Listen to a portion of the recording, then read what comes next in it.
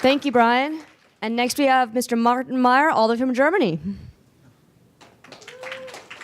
Thank you very much. Hi.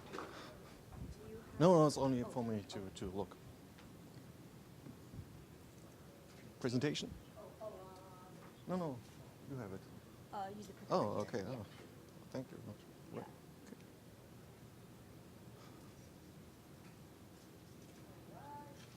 Okay. Great. Okay. Hello, I'm very excited to be here. I'm a little bit jet-lagged and my English is not so good. Please forgive me. It's been a tough day. Okay. I want to talk about motives and participation motives in the martial arts, especially judo and karate. I'm Martin Meyer, as you can see, and this was my Japanese host. I will come back to this later. So I have a question at the beginning. Why are you doing martial arts? Anyone? Why are you doing martial arts now? We have martial artists in here, so why are you doing martial arts? It's fun, okay. Pretty good reason. Another reason. Come on. Okay, good to know. Oh. Great. I've been doing it so long, I can't imagine my life without it. Well, great.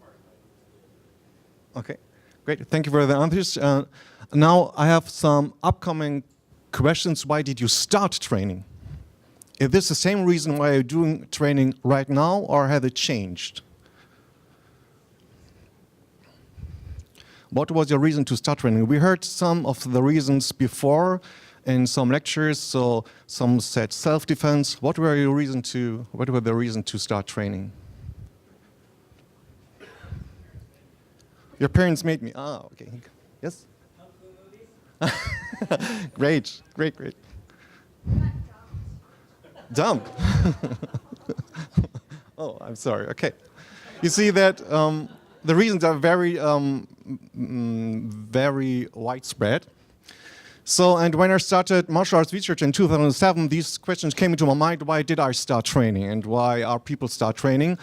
And for my PhD, I interviewed 32 karates in Germany. And when we built up the first German martial arts research network in 2012, we set this question into the core, and we made a project of this. This project we called Why Martial Arts? And we enhanced this project. First of all, my PhD supervisor did enhance the study to 200 Karateka in 2014. And then we had some fellows of mine who did studies about Judo, Tai Chi, Wing Chun, and Krav Maga. And last year I had the great luck to go to Japan for half a year to do a mirror study in Japan about Judo and Karate with my Japanese host. He's a native German and he's a very well-known martial arts expert in Japan. Everybody knows him in Japan because he's the German who has a very high rank in Iaido and Jodo. Jodo is a short staff, and Karate, of course, so a very nice person. He's great, he's really great.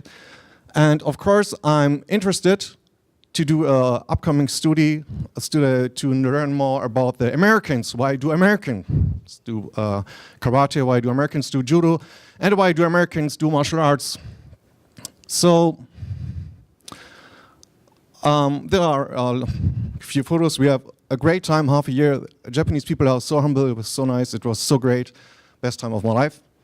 Really nice. The methodology, we asked 3 questions. For which reasons have you started training? Have your reasons changed? And what is fascinating about karate judo? And then we asked the probants to rate 48 motives, which were derived from our German interviews, and we added some motives which Bittmann said, they said, okay, this will be interesting also for Japanese people.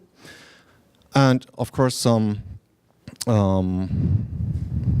information about gender, age, and so on and so on. So first I want to start with the motive overview so that you can think of what are generally the motives people are seeking in martial arts. So we have 5 branches and 1 extra branch. The most important branch might be society. We heard this oft times before here today, that the social support might be a key to start martial arts training. This is a fact which is active in Japan and Germany, so that often siblings or family friends, or who said this, your father, your parents, said you have to go to do training. That's even often more common in Japan than in Germany, that the social support says, please start training. Or we heard it about kids, which have some minor issues or so that the parents say, please start training. This is also very interesting in respect manners. We'll come back to this later.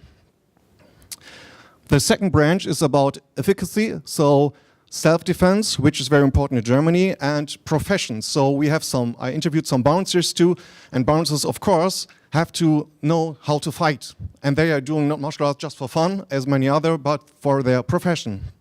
Or we have some medical services, medical members, or taxi drivers, who are learning martial arts to defend themselves. This happens in Germany as well as in the US, I think. In Japan, it's not so common to attack taxi drivers.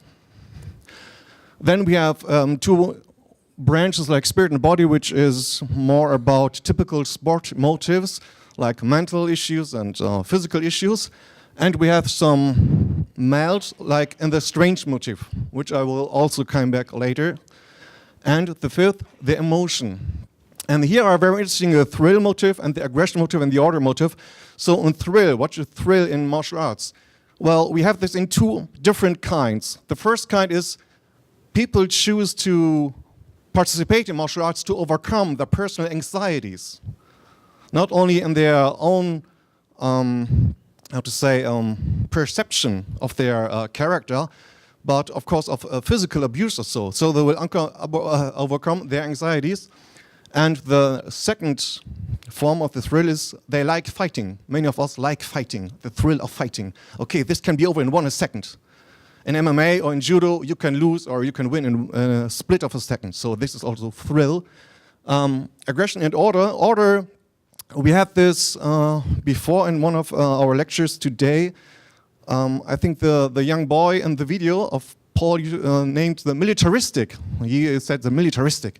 And when you look closer to some martial arts, they have some similarities to militaristic style. Like in karate, like in judo, the white gis, the white belts, the order, we're standing in front of a line and so on.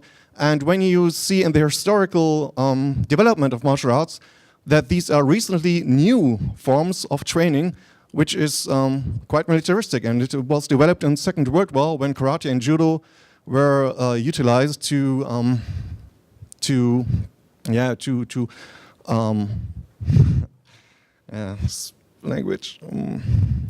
educate soldiers for battle. And this was, you said a habit, it was a habit or, okay. And some might doing it out of curiosity. So what are the motive differences between Karateka in Japan and Germany? You see, this is very interesting, to become stronger. In Japanese language, it's tsuyoku naru. And I asked them, why are you want to be stronger in Japan? Japan is a very, very safe country. Why are you want to get stronger? You don't need self-defense in Japan anymore. It's so safe. And it was very interesting that the Japanese people said, yes, I want to become stronger because I want to get mental and physical strength. And I said, what for? And they said, for their work life. The work life is so hard. They want to learn how to be capable to do everyday work life in Japan. So that's the main reason why they want to become stronger in Japan. In Germany, that's not a topic at all. So in Germany, we have this to be able to defend myself. And I talked this morning with some of the martial artists here in the room, and they said that maybe in the US it's similar to Germany, that to be able to defend oneself might be one of the most important motives at all. What do you think? Yes?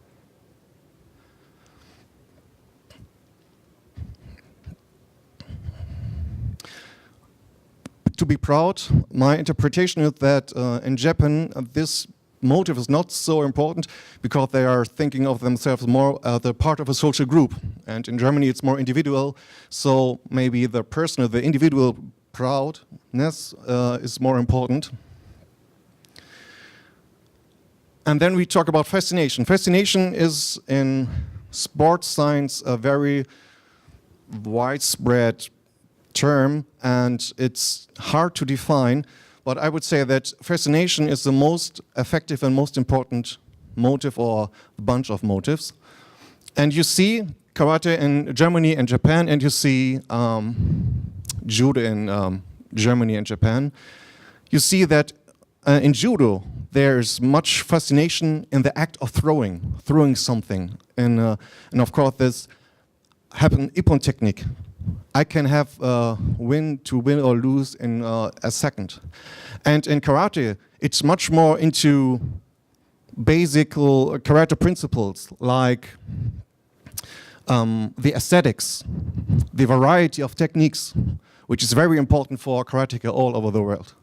But you can see in all four groups that the unity of body and soul, we heard this before too, is very, very typical for martial artists, that they lay very much weight on this unity of body and soul.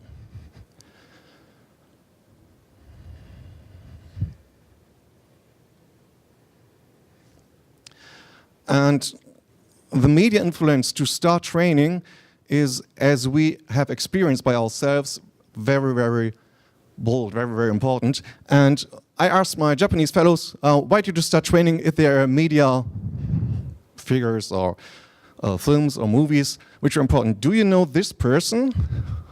I googled it in US, it's Rachel Moore from the Case Closed anime. In Japan and Germany, it's totally famous. I don't know how about the US. And of course, Jackie Chan. In Germany,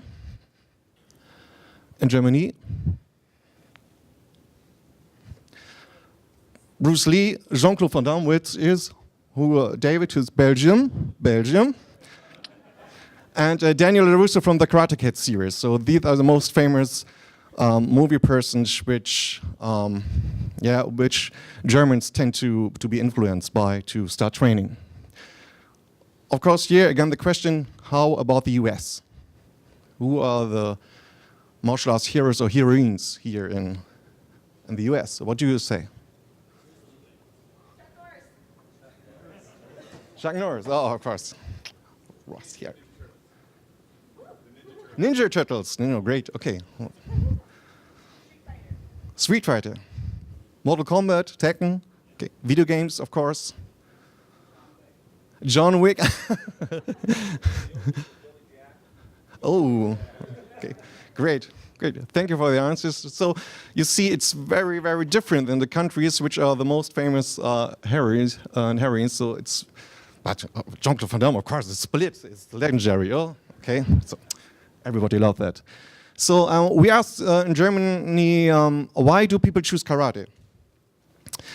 And the main reason is access through karate to social support, that siblings or parents or family friends were doing karate too, so they brought their friends with them, and then they say, okay, it's a great sport, I started.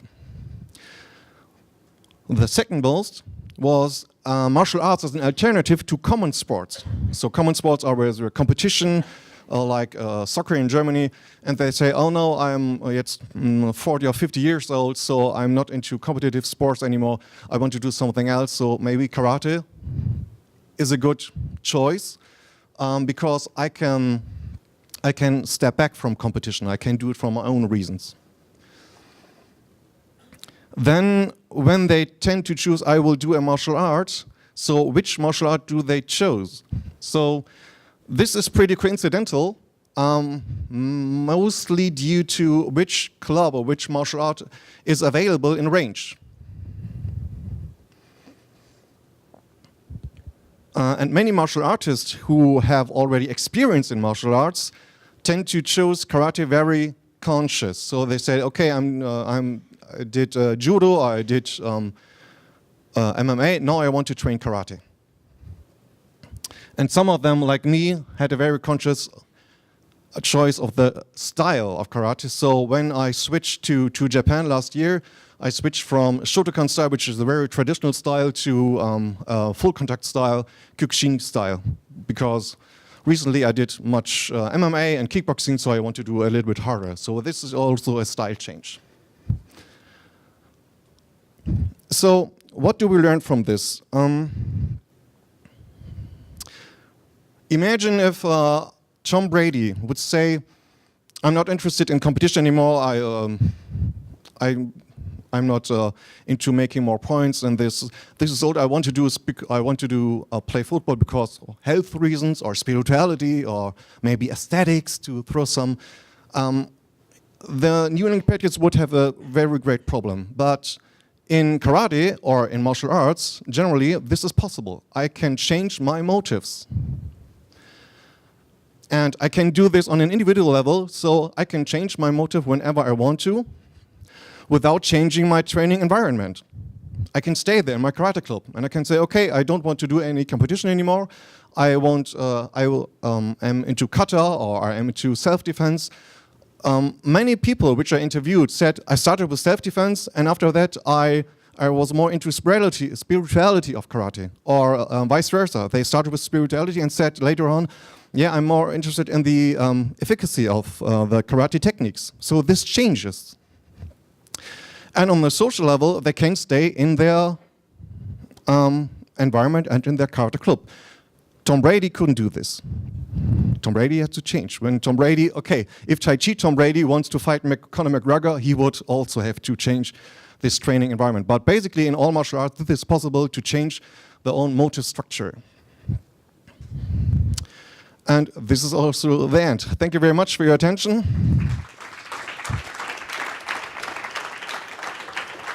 One second. I forgot to say one thing we can learn from it. When you see that the motive structure is very widespread, and we have so many motives, we counted over 100 different motives why people tend to choose, why people participate in martial arts. But the advertisement, the common advertisement of martial arts clubs is always, learn how to defend yourself or become a spiritual person. Why don't we choose to lay weight on this advertisement so you can do it your lifetime, because you can change your motive structure? So it's not only the diversity of motives in the martial arts, but the possibility to change it. And this is the core of the successful martial arts, in my opinion.